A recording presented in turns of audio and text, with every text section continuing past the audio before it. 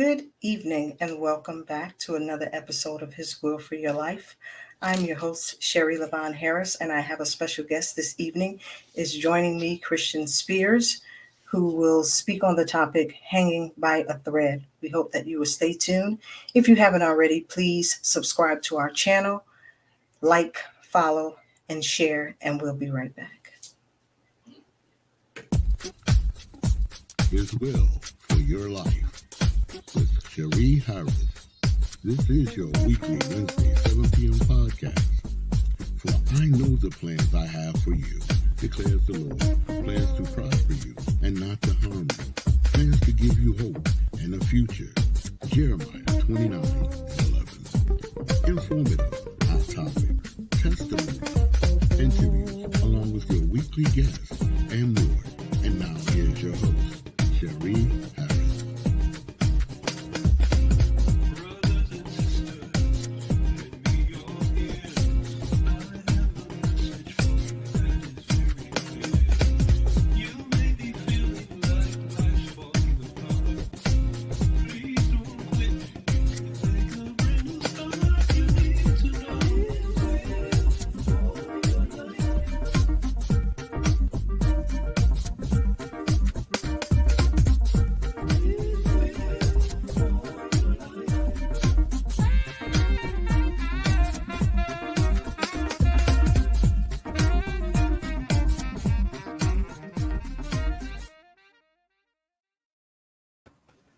Good evening and welcome back to His Will for Your Life podcast. And I'm your host, Sherry Levon Harris. And here's our guest, Christian Spears. How are you doing this evening, sir? I'm doing well. Good evening, Sherry. Thank you so much for having me on the show. You're welcome. You're welcome. So I'm going to just dive right in and give you an opportunity to share with our audience who you are, what you do, and go from there. Sure thing. Thank you so much again for the time this evening. Hello, everyone. My name is Christian Spears. A little background about myself. I was born and raised in the suburbs of Dallas. Grew up with my parents and my siblings. And I attended my undergraduate studies at the United States Air Force Academy in Colorado Springs, which is where I currently reside. I was fortunate to spend a few years in the active duty United States Air Force. Also married my wife shortly after graduating college back in 2015. So my wife and I will be celebrating 7 years this month, actually. So very thankful for that. In addition to us, we have 2 children. Our son, Brody, is 3 years old. Awesome. And our daughter, Zari, is 18 months. And so we just have a house full of fun with the kiddos. Yes. As far as professionally, I'm an account manager. So I do business development for a company here in Colorado Springs. And then that's my 9 to 5, I would say. My 5 to 9 is a business that I have as a business coach. So that's what I do in addition to what I do from 9 to 5. So that's a little bit of background. Awesome. So you have a full plate. Yeah, definitely full plate. Great. So we're talking about hanging on by a thread tonight. And when you hear that topic and you hear those 5 words, what resonates with you? What really resonates with me is I really feel like it's spot on. And I thank God for the opportunity to share, my story just a little bit, because this has been an experience that has been difficult for me to share for many years. Mm-hmm. And it hasn't been until more recent years that I've been able to really see this as a testimony and see it as, God working in mysterious ways. But when I hear hanging by a thread, it brings me back to a time in life where it was 2016. It was the fall of 2016.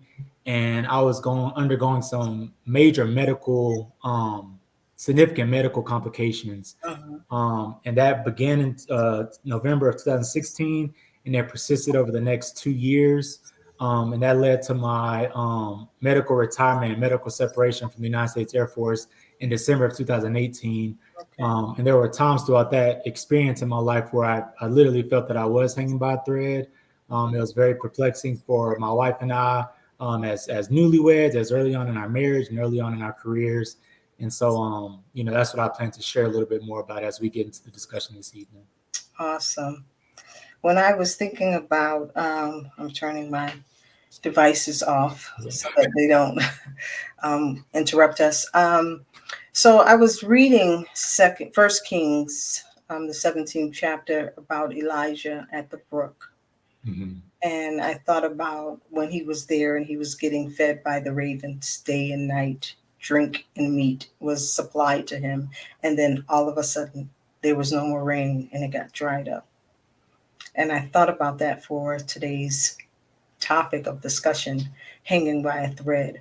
Mhm. What do you do, or have you ever been in the middle of something that was going so well and then, but suddenly just stopped, just dried up? Mhm. Yeah, things were going well, and I this is something that I said throughout my life, being a man of faith, and I was thankful for it, but I think I may have even been taking it for granted. But up to 2016, I could never think of a time in life where I felt um, that I was dried up, or I felt that there was no opportunity, or I felt like I didn't have a sense of direction or a sense of guidance. Now, by no means am I saying there was no challenge or obstacles. There was definitely always challenges and obstacles throughout life, but never anything that I felt I couldn't handle, or that was unbearable, so to speak.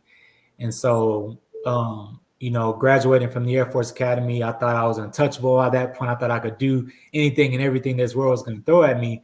And then here I was, just over a year into my active duty career, and I was hit with this challenge, and I was hit with this obstacle.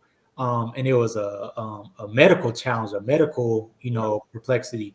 And it's nothing that I thought I would ever experience, and I didn't know how to navigate through it. I felt like I didn't have the answers. I felt like I knew where to turn. I knew that God was going to see me through, but I had no way of knowing the duration that time was going to be. I had no way of knowing how God was going to bring me through it, what the stepping stones or what the pathway was going to be. And so I did feel like everywhere I looked, I felt like I didn't have an answer, and so it was a very uncomfortable place to be in. Mhm. Interesting. We've all been tired, weary, exhausted, and defeated at a point of our lives. We've Mhm. all experienced that one way or another. How do you overcome those things? I would say the main thing I'm grateful for more than anything else in this world, I'm extremely grateful for my wife. I'm extremely grateful for our two children. I'm extremely grateful for the family that I have, the extended family, the opportunities that God has afforded. But one thing that I've never lost, no matter how dark the times have gotten, has been my faith in God.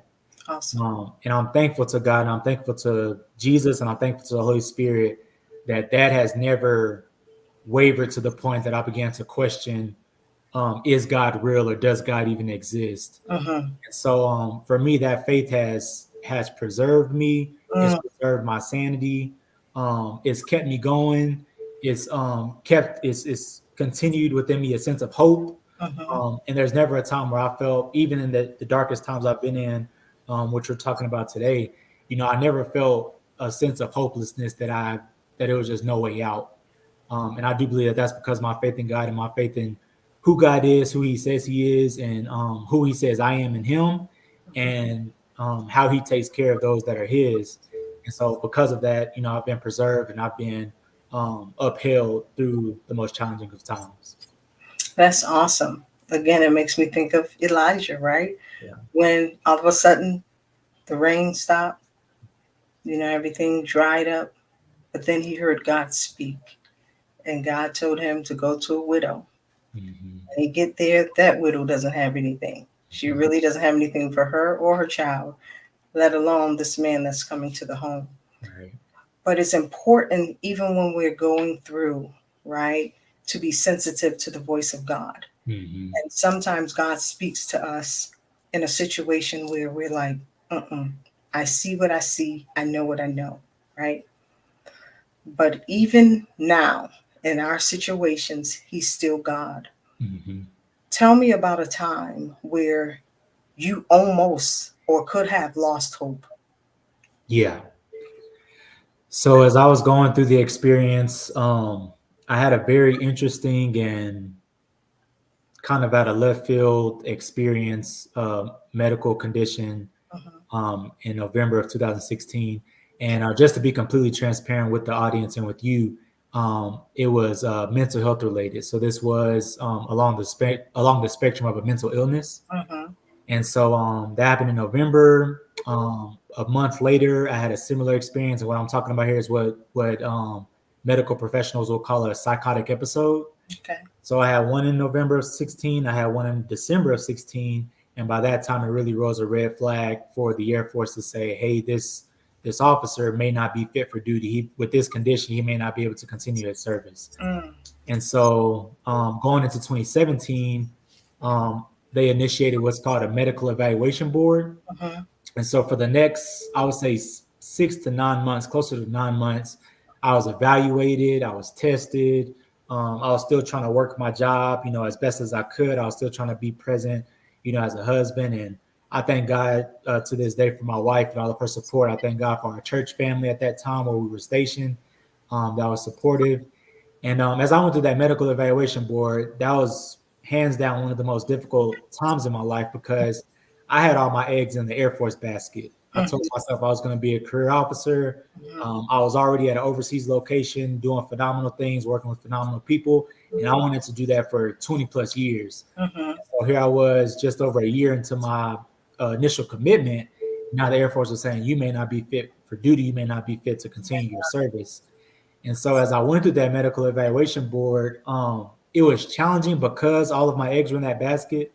And what God really revealed to me during that season of life was that I was putting my faith in my career more so than I was putting my faith in Him. And so when the career was on the rocks, I felt like my life was on the rocks. I felt like, what am I going to do? This is what I thought I was made to do, created to do, what I trained to do. And now someone's telling me I can't do it. And so it was a very, very, very uncomfortable position to be in. A lot of sleepless nights, and I literally mean sleepless, laying my head down at 10 p.m., not closing my eyes and getting out of the bed at 6 a.m. to go for another day. And like I said, I can't thank God enough for the support that I did have, but in all that, it was still very challenging and difficult. Was it challenging for you as being the head of the household?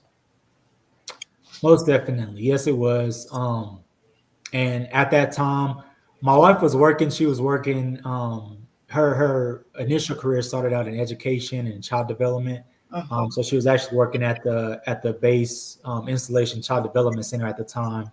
But yeah, those were things I wasn't prepared to answer, questions I wasn't prepared to answer as far as if I'm taken out, if for whatever reason I can't function and I can't, put my hands together to do work, what does that look like for our family?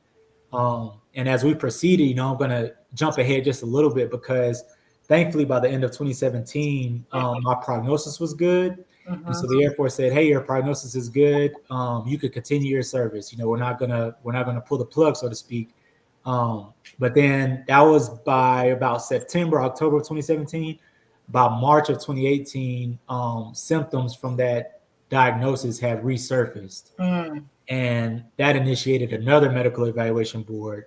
So thankfully, by that time, I had my bearings about me in the sense of knowing where my trust should be and where my faith should be, which was rooted in God. But by that time, we found out that my wife was pregnant with our first child. And so by the time I medically separated in December of 2018, my wife was 8 months pregnant. So here we were separating out of the military. I was going to be jobless. She was going to be jobless. And we were bringing our first child into the world. And so again, that feeling of hanging by a thread. And Yes. I hope to be able to bring up, some people who are very instrumental in providing support. I see all of that as God's provision. But yeah, again, it was just very, very trying times for us. It's so important to have that support system, right? When we're going through, sometimes we count people out, but God uses people. Yeah. He uses people and He strategically placed them in our lives for different seasons and different levels of our lives. And so I'm glad that you had that support. What do you do when your resources and the things that you counted are no longer? They're dried up. They're gone. And we talked about God being your strength. But as an individual, for someone who may not know the Lord or someone who knows the Lord, who struggles in that area, what can you tell them? Yeah. I would say it goes back to faith. At the end of the day, um, Faith is a belief in something that we cannot see, that we cannot touch, that's not tangible, but it's a belief and it's a hope um, that God will provide. It's a belief and it's a hope that even if you don't know God, I think that God even gifts us and gifts those who may not be under the believer umbrella, gives them a measure of faith to maybe one day place their faith in Him. And ultimately, that's how we're all called to put our faith in Christ anyway. And so there's just something about faith that when you don't have the finances to pay the bills, when you don't have the roof over your head, when you don't have the means to be able to, get food that you need or clothing that you need. For me, in my experience and in my life, it's just something about faith that always pulls through 10 times out of 10. It's something about faith that's that little bit of light that you see in the darkest of times. And for me, like I said, that has allowed me to keep my sanity. And that's coming from a man who has experienced a mental illness. And so it's just something about that faith that maybe you don't have a name for it, maybe you call it something else. But for me, my faith being rooted in God, it was like an anchor that no matter how much I was tossed and thrown and how much me and my wife experienced those perplexities and those challenges in life, that anchor never lifted from its position. And it kept us grounded and it kept us rooted. And it allowed us to prevail in the long run. I like that. I like that. Those two key words, anchored and faith. I love it. So let's talk about strength. How has God given you strength in the midst of unraveling, when things are just slowly falling apart, coming apart? Tell me what that strength looks like. I know about faith. I know about being anchored. But tell me about that unraveling. Yeah. So strength, the best way I would describe that is to say, I would say it comes through support, or at least for me in my experience, it came through support. And I often think back to, Genesis, when God is creating the heavens and the earth and the plants and the trees and the animals, and then He creates man. And then He says, it's not good that man should be alone. And I think about the dynamic of that within the confounds of a marriage, but I also think about that in the confounds of community. And through this experience, the community that God has blessed my wife and I to have was really the strength that He allotted us to be able to pull through. And so there are things, as I was going through the experience, I was uncomfortable. I didn't want to be there. I wanted it to be over. So it's almost like had my eyes closed, just waiting to open my eyes and be on the other end of it. But as I look back retrospectively, I see the strength in our church family and our church community at that time, at Lighthouse in Aviano, Italy, and our pastor, and a man that we both know, Ernest Usher. That him literally laying his hands on me and praying for me. I see strength in my mentor, my lifelong mentor, who I've had since I was a freshman in college, a spiritual mentor of mine who we've kept in touch over the years. And as I was going through this challenging time and saying I didn't know what was next and I didn't know what I was going to do with my life, he was there and he was present. I saw strength in our family, and my parents. And when my wife and I were jobless and homeless, my parents took us in and they were able to care for us and provide us food and provide us a place to stay. Not only for me and my wife, but our newborn son that joined us in February of 2019. So everywhere I looked, as I was going through it, I felt, uncomfortable, and I felt like it was such a challenge and such an obstacle. But as I look back, I can't help but mention those people and mention those names and see those faces. And that community was literally our strength. If it was not for that community, I can't say how much more shaken my faith would have been. But I see that community as God's provision. And I see that community as established by God, ordaining where we went to church while we were stationed overseas, ordaining a relationship that I've had with my parents for so many years that continue to persist and prevail and provide support when my wife and I needed it most. And then my wife and I just being able to lean on each other. She knew that I needed support. I knew that she needed support. And, I really commend my wife because at a time when all eyes were on me because I was the one going through the experience, I don't know that a lot of eyes were on her. And I'm sure there was, but I just don't know if she felt the support like I felt the support because, like I said, all the eyes were on me because it was me going through this medical complication. Mm-hmm. But I know even in all that, that God kept her spirit, that God kept her strength, and that God allowed her to be the backbone for our relationship when I was unable to do so because of the condition that I was in. Wow, that's awesome. Thank you. That is awesome. So I want to ask this question, Mm-hmm. and I hope it's okay. Mm-hmm. So, as it relates to God's will for our life, right? As you see my shirt, His plan, not mine. Mm-hmm. And so I'm thinking about when you talked about being in the Air Force, and then you got reevaluated, and then they say, okay, hey, you can come back, and then it happened again. Mm-hmm. Do you feel or do you see now that perhaps that wasn't God's plan for your life to be in the Air Force?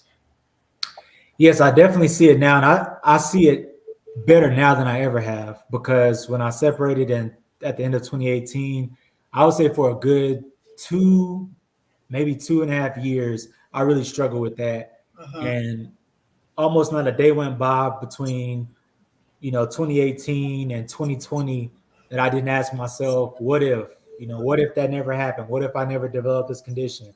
What if I was still in the Air Force? What would I be doing? Where would we be? What assignments would I have? And it was always just this, what, and looking at the past. And I realized that really wasn't serving me well and it wasn't serving my family well because here I was, a husband to a wife, a father to a child, and thankfully, I was fortunate to get back into the workforce. Um, but continuing to ask that question and mull over that question, what if, it just wasn't, it wasn't getting me anywhere. It wasn't helping me feel better. It wasn't, um, it just wasn't serving any purpose. Uh-huh. So as I look back now and as I see where I am now, I oftentimes tell people I feel like the richest man in the world with the wife and the children that I have and the family and the support that I have. And that has so much more to do with, not monetarily speaking, but just rich in the fullness of life. Um, and can I say I would feel this way if I was still in the Air Force right now? I can't answer that question because I honestly don't know. But I know that I wouldn't change a thing about life now the way that it is. And if the only way I was going to be able to get to life the way it is now is by going through the journey that we went through, Uh-huh. then I wouldn't change a thing. Awesome. Can you pinpoint where you begin to feel that peace of not being in the service and okay with the plan that God does have for you in your life? Yeah, I would say I definitely recommend support in a variety of ways. One way in which I get support to this day is through counseling and through having some very supportive counselors and mental health professionals. I would say going through that journey and being able to recap and review life up to that point, Uh-huh. it really provided a great service and it gave me a sense of just a sense of peace. Uh-huh. And I would say beyond that, just being grateful for where I am. I know that Paul talks about being content. And whether he has a little or a lot, he knows he can do all things through Christ who strengthens him. And Uh-huh. contentment for me has been such a gift. Um, I'm thankful for that the house that we have, and I'm thankful for our health. I'm thankful for our strength. I'm thankful for our opportunities. And there's just a sense of contentment that gives me peace. It allows me to lay my head down at night. And even when things aren't going well, I have challenges at work. I have challenges at home. Uh-huh. I have two children under 5 years old, so that's a whole Yes. thing in of itself. But there's just this sense of contentment that lets me know that not only am I grateful for where I am and thankful for what I do have, but I also know that I've never left the hand of God, and I know that I've never been outside of God's hands. And so for that Yes. reason, I can't ask for much more. Wow. That is awesome. That is awesome. So, in closing, what would you tell someone that's watching this now or watching the replay Mhm. how to handle when we go through storms or when our lives take a detour from what we thought our lives should look like?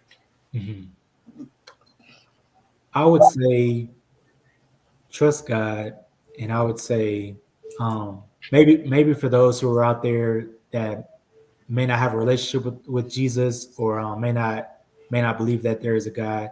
I hope that it resonated earlier with what I said about that thing about faith. And maybe you call it something else. Maybe for you it's a different term or a different phrase. But I do believe, as a man of God, that God blesses all of us, every image bearer, which is all of us, whether we're believers or not, we're image bearers. We are blessed with a measure of faith. And with that faith, what can we do with it? And I think about one of my favorite passages of scripture where Isaiah says, "You keep him in perfect peace, whose mind is stayed on you because he trusts in you." And I think about that verse because in the midst of trials, in the midst of obstacles, in the midst of perplexities, my encouragement would be to stay your mind on God. And when you stay your mind on God, it doesn't matter what the external looks like. It doesn't matter what the job situation looks like. It doesn't matter what the financial situation looks like. It doesn't matter what the maybe even relationships with other people outside of yourself may look like. I truly believe that if you stay your mind on God, he will keep your mind in perfect peace, and he will be able to do what he does best, which is navigate us through the storms and be with us in the midst of the storms. And I would also say that it's good to go through a storm. I don't think life is about trying to avoid storms at all costs. Jesus did some miraculous things. He walked on water, and he allowed one of his disciples to walk on water in the midst of a storm. And that's an experience that individual had that he would not otherwise have had if there hadn't been a storm. And so there are things about storms in our lives that shape us and mold us more into the image of Christ. And so I would encourage to embrace those storms and embrace those seasons and stay your mind on God. Amen. Well, thank you so much. Would you like to share how others can contact you, especially if they need business consultations? So you have that opportunity to do that now. Yes, thank you so much. So I know we're in the social media age, so I do have a Facebook, but I'm mostly active on LinkedIn. Actually, I enjoy the LinkedIn platform the most. So if you're ever on LinkedIn and want to look me up, you could just search Christian Spears. I'm located in Colorado Springs, Colorado. So you'll see a face similar to this one on the profile picture. And then I'm located in Colorado Springs, so that should navigate you towards my LinkedIn profile. And I would also say I do business coaching as well. So if you're ever interested in what that is or what professional coaching services are, or you're curious about that, you can reach me via email. The email address is christian@attitudeandeffortcoaching.com. Again, that's christian@attitudeandeffortcoaching.com. And I'll be happy to field any questions you may have. I also have that website, that's attitudeandeffortcoaching.com, so you can check that out as well. But if you would like to continue this conversation, this dialogue that we've had today, I'd love to do that. And if you want to pick up on something else, I'll be more than happy to do that as well. So thank you so much. Awesome. Thank you so much for joining us. We're sorry that your wife could not be with us today, so we'll have to invite you back so that she can accompany you next time. That would be great. Thank you so much. You're welcome. Thank you all for tuning in to tonight's episode, Hanging On by a Thread. Next week, we have Are You Drifting? And our guest is Elder Gia. Kelly is her name, and she will be joining us next week. We hope that you will join us. Please share this broadcast, and we look forward to seeing you all next week. Thank you so much, Christian. Thank you. You're welcome. Oh, wait a minute. We have a question. Oh, we do have a question. Okay. No, they said thank you. Awesome. Thank you, Paula. Okay, so we're going to come to a close, and we thank you all. Have a great night. Join us again next week for another riveting, informative